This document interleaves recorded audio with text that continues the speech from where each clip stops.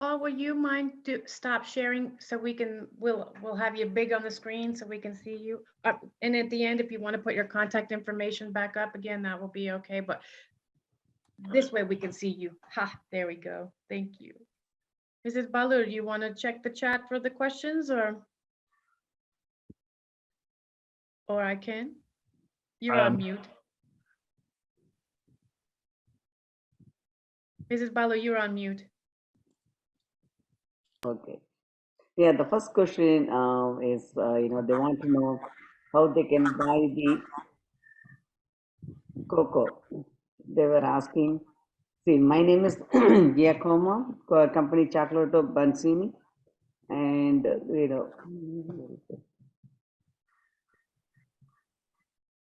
oh, somebody else asked. Okay, I don't know. This is the purpose of this webinar, but I will try asking anyway. We are looking for fair trade certified cocoa from Cameroon. If you know some trader in Italy, please share the name with us via Instagram. Before I turn it to Paul, I just want to make one comment. Sometimes, it costs a lot of money to get the organic, like a fair trade certification that doesn't help the farmer or the buyer. It goes only to the certification company. That's what we have found so far by talking to different farmers. But Paul, you can answer it, based on your experience. Okay, thank you very much. I think that's a very, very pertinent point or question. And if you follow through with what we are saying, we have our own logo, farmer to bar, because we are coming from this ethical perspective and there's a certification perspective. As a company, we don't have the money to certify the farmers. And a lot of the smallholder farmers in Cameroon as well do not have money to engage in certification. So what we can rely on is our values and our principles to create an ecosystem that can help the farmers and whoever is looking for ethically sourced cocoa, we can work with them. If you look, the way we source through direct trade, directly with the farmers to make sure that they earn as much as possible. It's a chicken and egg situation because someone would say, but how do we know you are ethical? There is a saying that I think perfection is the enemy to action. Now, we are not perfect. We are in a journey towards being the best that we can be. And if somebody doesn't start working with you and also empower you, and if you look at our approach, our model, it's cyclical. So you start somewhere and you keep improving and improving. And we like the Japanese principle of Kaizen, continuous and never ending improvement. So we want to work with people who can trust the process and be part of the process and also join us to help to improve. Else we just have to go back to the established systems and empower it. And we don't know how it's empowering the farmers. I mean, like I said, if you look at those communities, that's why we ask the question, you need more CRS in those communities. And how do you empower those communities? How do you make them reflect the fact that this product that we love so much, this chocolate that we love so much, is impacting those communities? So that is what I can say for now. I don't know if that answers the question.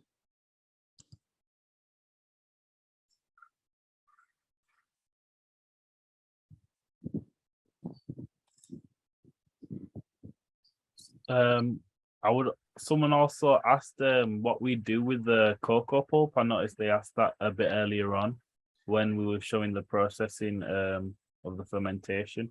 I'll just answer that question.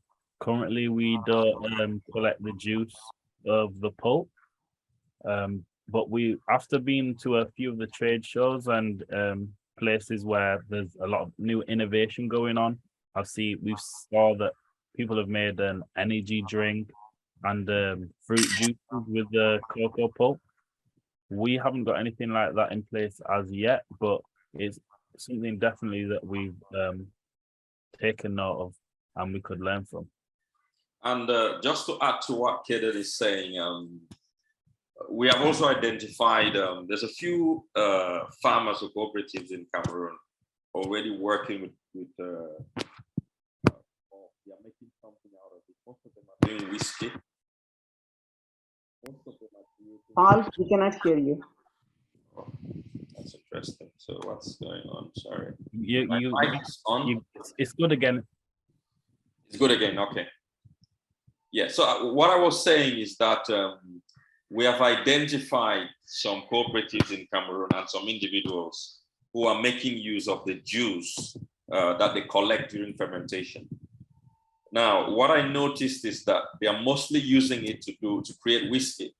And I think it's because unlike the company that Kaden and I saw in Amsterdam, they actually freeze it and they use it to make just juice. But in Cameroon, they don't have the facilities to, kind of freeze it immediately you collect it. So what they are doing is the fermentation just continues and the create out of it. The process we saw in Amsterdam can be a bit expensive. So I think it would take a while for us to get there, but we can look at what they're doing already and see how we can work with that. Okay. Somebody else said, one of the Cameroon's big pluses is the agroforestry approach to cocoa farming. It's also a barrier to increased volume of production.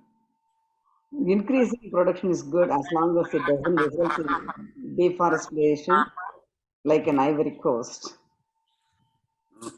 Right. If you remember, I mentioned that what we're doing or what we want to do is deforestation-free cocoa. And one of the videos that I was going to show is exactly what specific plants we are cutting out to plant the cocoa. And where we are working on creating a farm at the moment, there's a root plant that just wraps around trees and everything, and has leaves that creates a lot of shades. That's the only thing that we intend to get out of the way. But also the most important thing with what we want to create is what we call the high yield farms.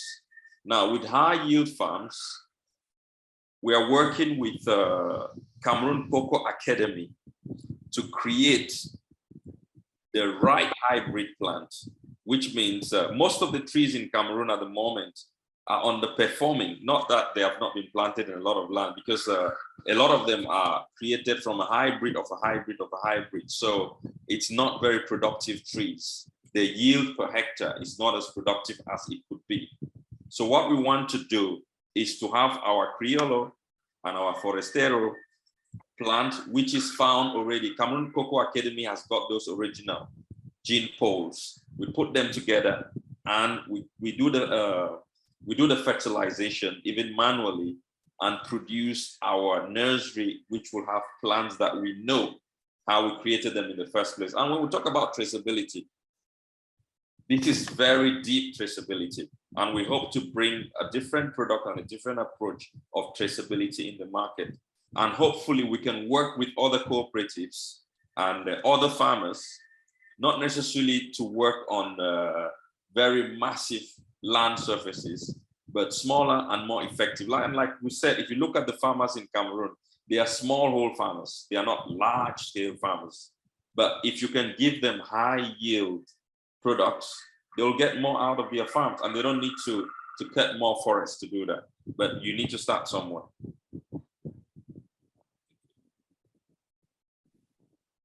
We can't hear you. I'm sorry, I forgot unmute.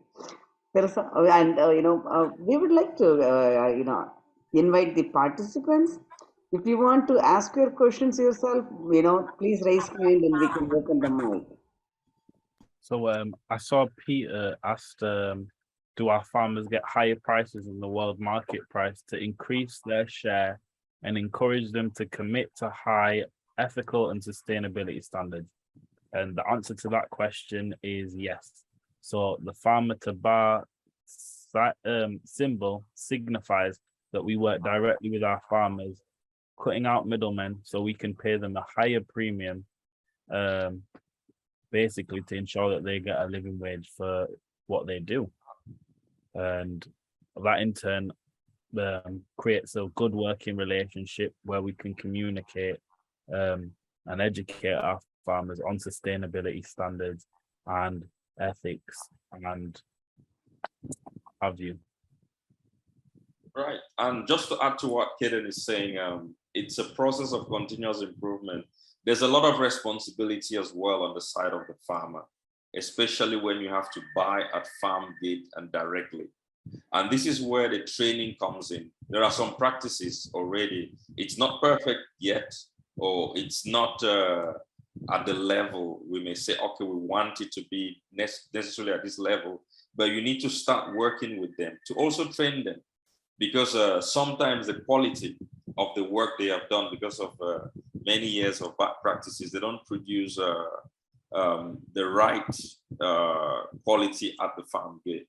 So you still have to take it sometimes to your own warehouse and clean up the product.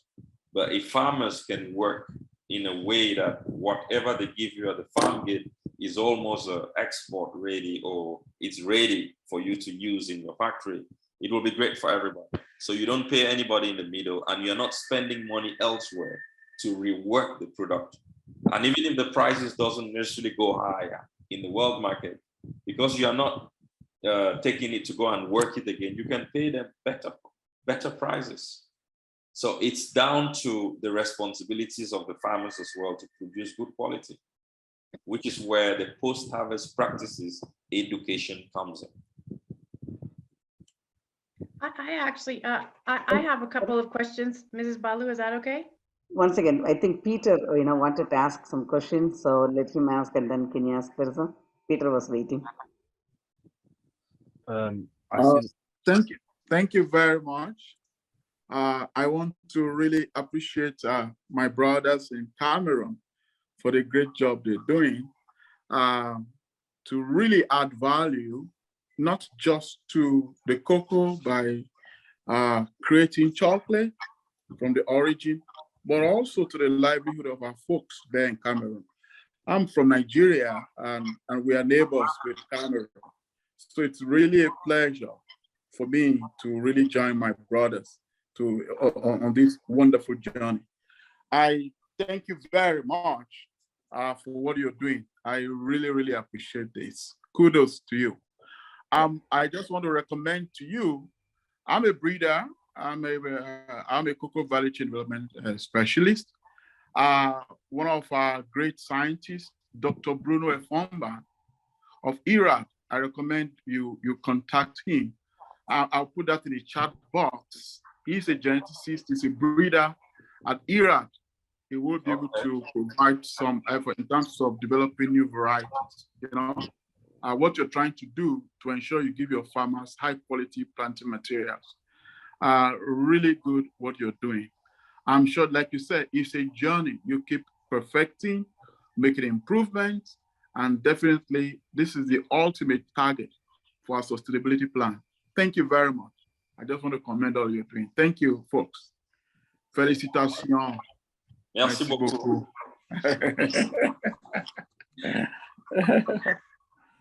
Okay, go ahead, Tirza. Sorry. Okay, so I have some questions, and I'll do one or two now and then pass it over to our participants, and then maybe get a couple questions in after that. So one of my questions when I'm thinking about Cameroon and some of the other webinars we've done about other places like Ghana, my question is, what is the chocolate consuming?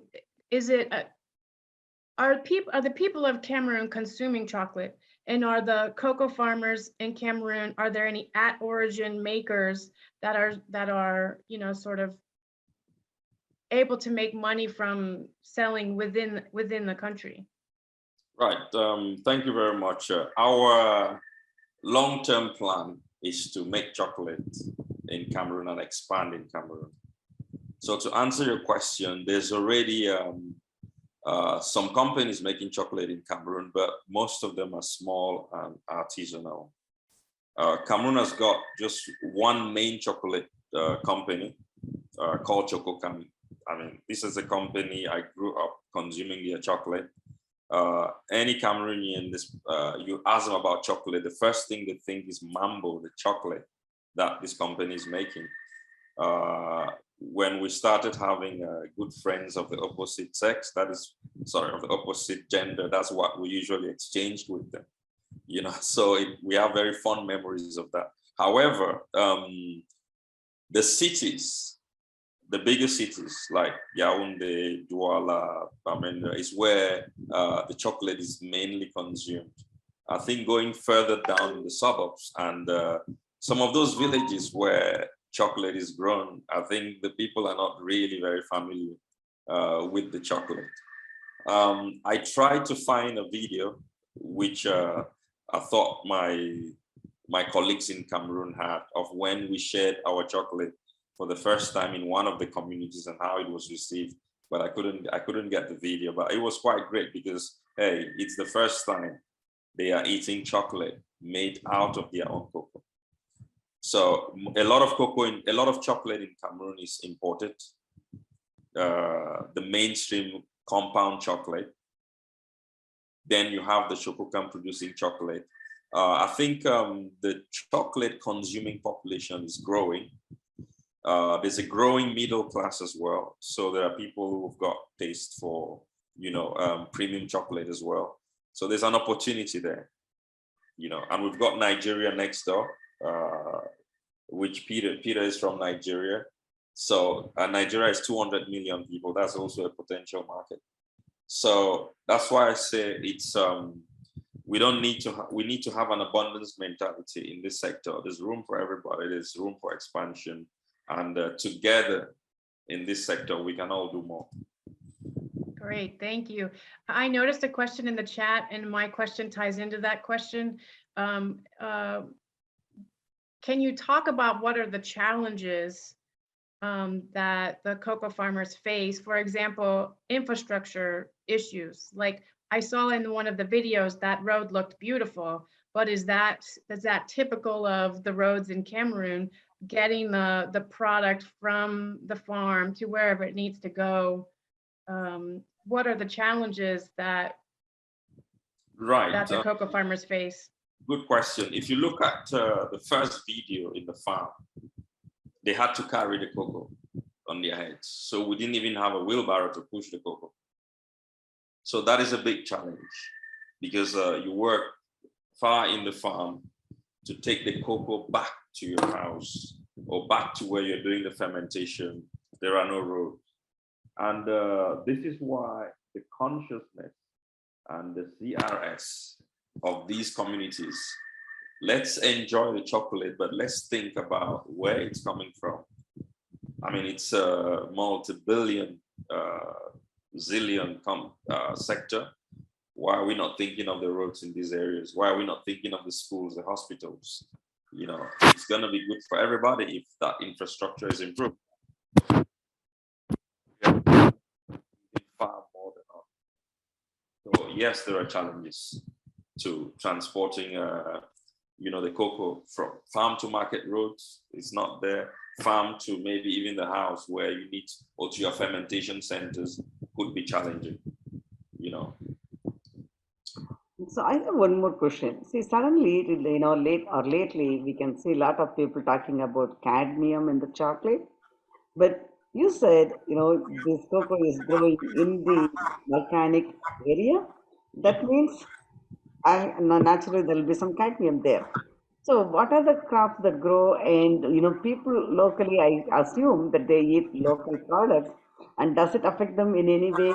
So people eating chocolate, do they have to be worried about cadmium when they buy the chocolate that's grown in the volcanic regions?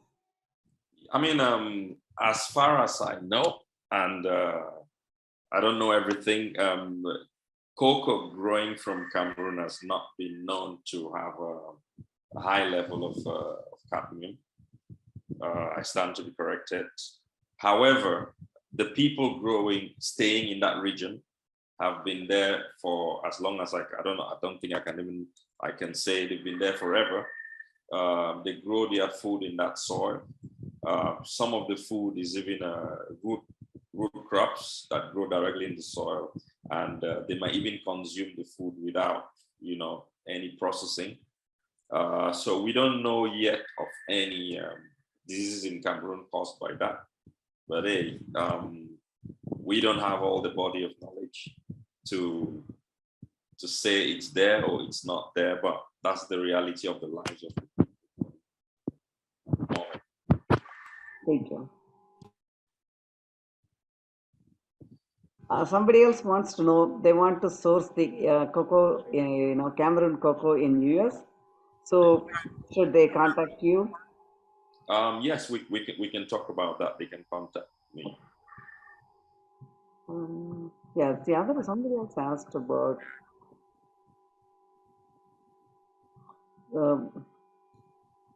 thanks for taking on the challenge and protecting Cameroon cocoa. Can you share an experience in the market that you think needs amelioration to enhance the value share to your farmers? Right. I think one of the main things in Cameroon, there is the middlemen. They have a name in Cameroon. They call them 𝗁𝗂𝗃. That's the name they call them. I don't know what it means or which language it's from. I think it's a French name. And that is usually where some of the issues the farmers have, the challenges the farmers have come from. For example, we're talking about mobility and transportation. A farmer is far in the suburbs and they cannot really take their product to the market.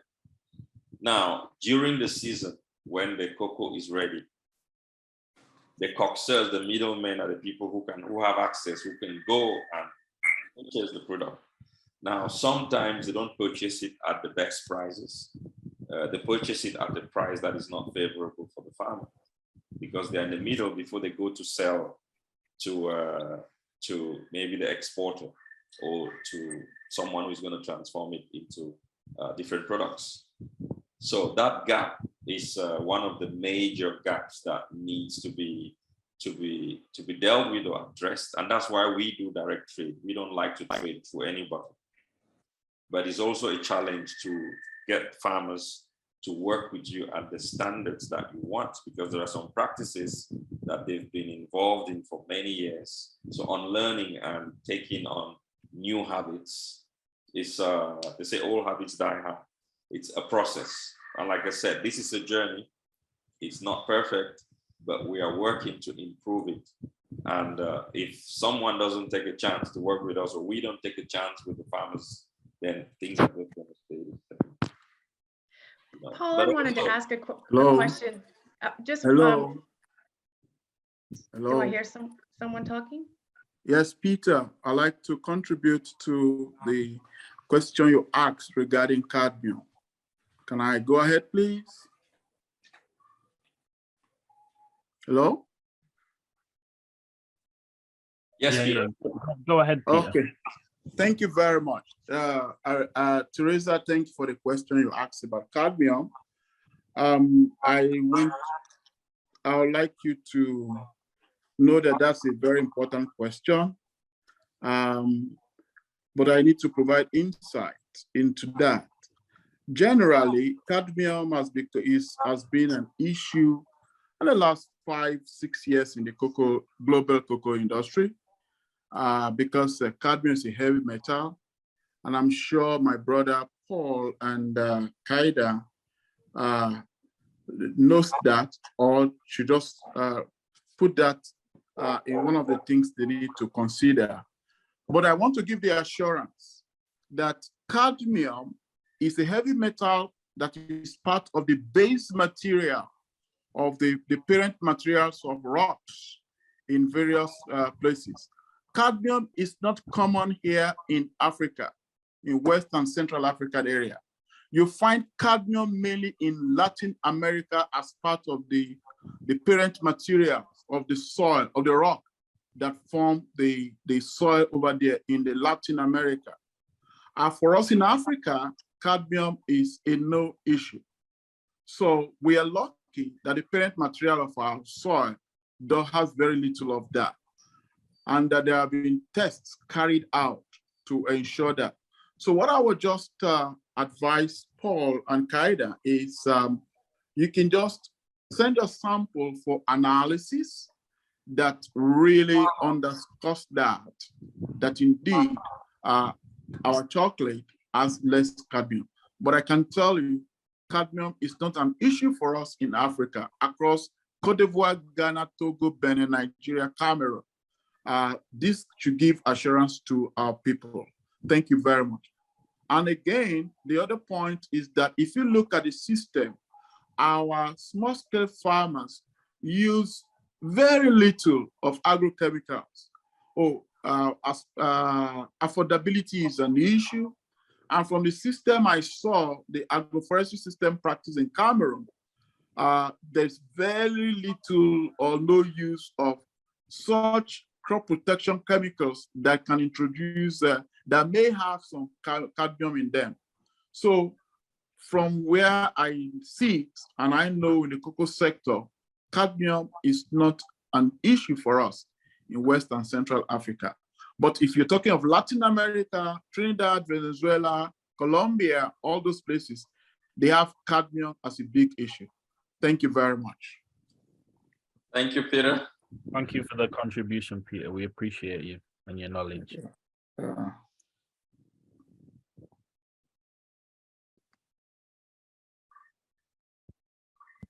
I just wanted to ask Paul, can you share with us, for those that don't know, it gave me just a great sense of perspective when we talked on Thursday, the population of Cameroon. Right. Cameroon is 25 million, and Cameroon has got 10 regions. 2 regions are English speaking, and 8 regions are French speaking. Now, if you look at the area where cocoa and coffee grows, like I think Kaden mentioned that before, it is the south, southwest, northwest, and center regions of Cameroon, because the climatic conditions there are favorable for both cocoa and coffee, but it grows in different proportions in the different areas. And you spoke in your presentation about the different regions having very different climate, different soil. So what would you say for each one of those regions? Can you speak about the flavor profile created by each of those areas? Is there a classic flavor profile that is, attributed to a particular region? I know you spoke about where you're getting your beans from, that the flavor profile that you're working to cultivate, but do those different regions, are they known for specific flavor profiles?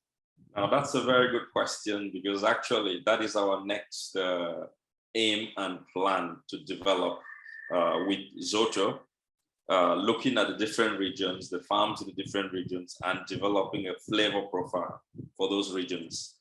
Although it's strange enough, even within a farm in Cameroon, we found that you could find different flavor profiles depending on the fruit. And one of the things that we learned as well is that the type of fruits, the flora around the area in general, would also influence the flavor profile of the cocoa. Now, we did just, what we've done with Zoto was just scratching the surface. There's still a lot of work to be done to really develop. So that's why we think it is spatial, to really get to the point where you know exactly what is in which region, what flavor profiles, what are the strengths. But also working now with the Cameroon Cocoa Academy is even opening our minds to more stuff that you can do. For example, when you build up, from our understanding is that there are 2 main gene pools for cocoa plants, which is Criollo and Forastero. Now, in Cameroon, the single genes like Criollo on its own is not really resistant to disease per se, but in this academy, or Forastero on its own, so the hybrid is what is very resistant to diseases, but they have them as individual plants, and they can actually create, you know, your nursery with them, where you do hand pollination. Again, when we go back to start talking about traceability, which traceability is better than even knowing the gene pools, the genes, the precise, you know, base gene pool that was put together to get the trees. So even from there, when you start developing your farm, you can know exactly how to replicate, you know, the flavors and the profiles, you know. So it's exciting journey. It's a lot of heavy lifting from our side at the moment. Any support that we get will be very useful. Anyone who can join us in this journey will be very useful, but we find it interesting and exciting. Someone is asking, which regions are you primarily working with? Right. At the moment, where our chocolate comes from is the 𝗵𝗂𝗲𝗵 region, around Boyo Mountain. That is why we call our chocolate, or on our chocolate is written there, 𝗵𝗶𝗴𝗵, which means mountain of greatness. However, we are also working with farmers in the center region, precisely in a place called Nyanon. And also still in the center region, in a place called 𝗵𝗵𝗁. Then we are working in littoral region, the 𝗵𝗁𝗁 region. We also have some cooperatives there that we are working with. So we are working with different cooperatives across Cameroon.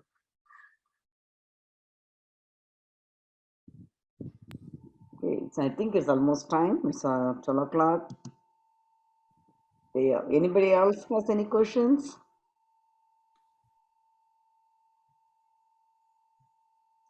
Okay, 𝗪𝗏, anything else to add? Or Yeah, I'd just like to say, as we wrap up, I always, when we have these type of conversations, I always look for the parallels to life, lessons that I can take from what I learned from people in the chocolate business that I can take into my life. And this presentation has given me many jewels, and I'll just run through them really quick. Perfection is the enemy of action. Learning and unlearning. So learning is important, but unlearning is just as important as learning. And then I wanted to thank you for reminding me of the concept of Ubuntu. I hope I said that right. That has come into my field many times in my life, and I really appreciate that reminder that we are interdependent and we need each other.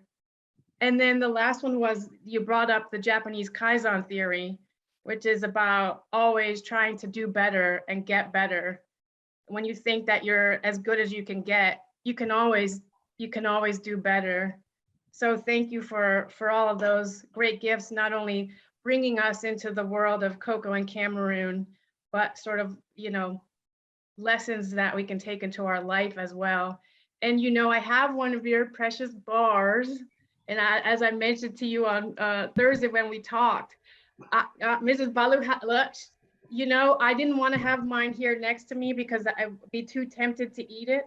As I mentioned to Paul, as soon as I eat it, then that anticipation of you know, getting to eat it will go away, and I won't be able to get another one unless I go to, you know, unless I get to travel, because right now it's not available in the US. But yes, thank you.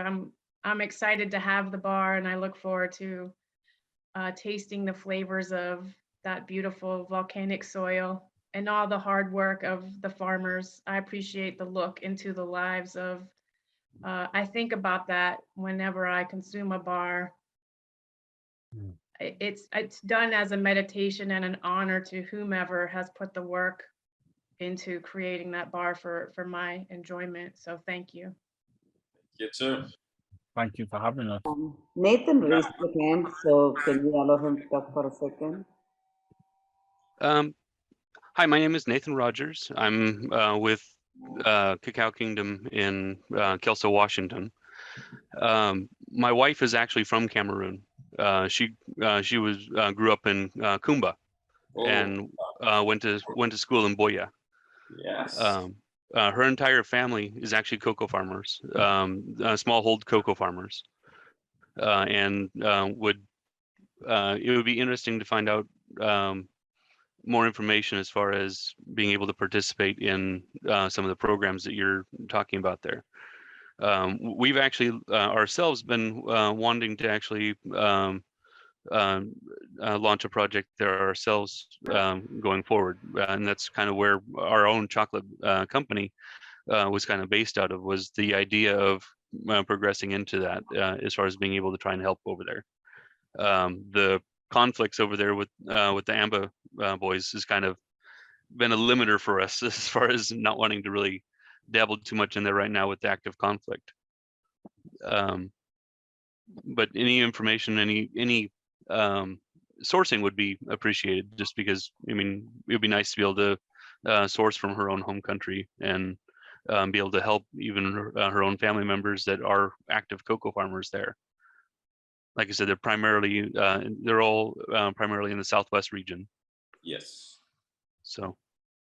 Yeah, I mean, that's great. 𝗬𝗵𝗁 is one of the hot spots, so one of the areas where you get a lot of cocoa in that region, or the center at least, where everybody meets with cocoa. You rightly said that the war or the conflict is actually, you know, in the way. However, people have learned how to live with the situation they are in. When we went to start doing the specialty cocoa project or training, we had to visit, we had to deal with some cooperatives in the north, in the southwest, but we couldn't take the consultants there because insurance wouldn't cover that region. So that's why we focused on the other regions of Cameroon. But when we did the training in the classroom, we invited them to come there. Unfortunately, we could not come and do the practical side of things there. So in terms of sourcing, yeah, we can always discuss and chat what you want precisely, and we see how we can work with the farmers we have on board at the moment. Okay, sounds good. Yeah, brilliant. Yeah, and yeah, we'd just like to say thank you again to Cocoa House. It's really been a pleasure to come and share what we're doing with the world. It's the first time we're doing a presentation like this, and we believe in Kaizen. We'll do better next time, especially with our videos that were not, you know, very visible, but they were nice experiences in the field that we really wanted to share. And we invite like-minded people who believe in Ubuntu, who believe that there's an abundance and enough for everyone to share in our journey. And like I've mentioned before, an indigenous perspective, knowing the people you're working with, coming from there, we have a different contribution that we can make. No disrespect to those who have been there already, who've contributed so much, but we can also bring something which would help to expand and make you know, this business a better business for everyone. Mhm. Hayden, do you have anything to say? I would just like to say thank you to both you guys for giving us this platform to speak, and thank you for everyone who's listened. And I hope everyone enjoys the rest of their day. Yeah. Yeah, thank you for the question. Thank you, Peter, for your contributions. And Mrs. Bolo and Teresa, thank you, guys. Very proud of you. Thank you so much, Paul and Dawkins. God bless you. Thanks, Teresa. And I thank you very much for giving us a platform on Cocoa Town. I appreciate it. Yeah. Thank you all for joining, because without your participation, these webinars will not have any meaning. And also, we saw a lot of people from Italy and US, they want to get Cameroon cocos. So hopefully you can forge a relationship and you can help each other. That's another main, you know, interest we bringing this webinar, not just to talk about Cocoa Town, but, you know, we want the community to interact with each other and help each other grow together. So I hope this webinar is one of the platforms. So please make use of it. If we need any help, let us know.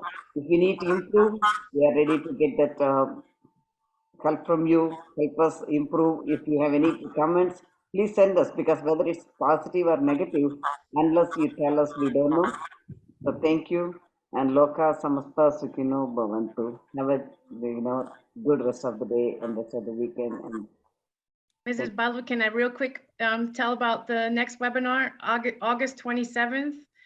We will be meeting with Monica from 𝗪𝗵𝗶𝗴𝗵, and we'll be talking about chocolates with identity. And as Mrs. Balu said, your feedback is very important to us. So you'll get a link with the recording, which will have a survey. If you'll just take a few moments and complete the survey, we would really appreciate it. Like she said, it helps us grow. And if this series and this webinar had value to you, if you have a moment and you want to leave a review, whether it's a Google review or on our website, we would love it and appreciate it as well. For Fire Mountain Chocolate, follow their social media, our social media. Let's link up and help support each other. Thank you. one quick information, if any of you listening, if you are an expert in some area and if you like to share that knowledge with the chocolate community, we would be great, very happy. So please contact us. I see a lot of people. That's why we ask you to put your, company information. So let's know, if we can help you and you can help us and help the community in that way. Thank you all. Thank you so much, Paul and Caden. Thank you. Thank you, Paul and Caden, for your time. Thank you, all the participants. Thank you, Teresa. And thank you, all Cocoa Town employees who are working behind the scene to make this successful. Bye, everyone. Bye. Bye. Bye.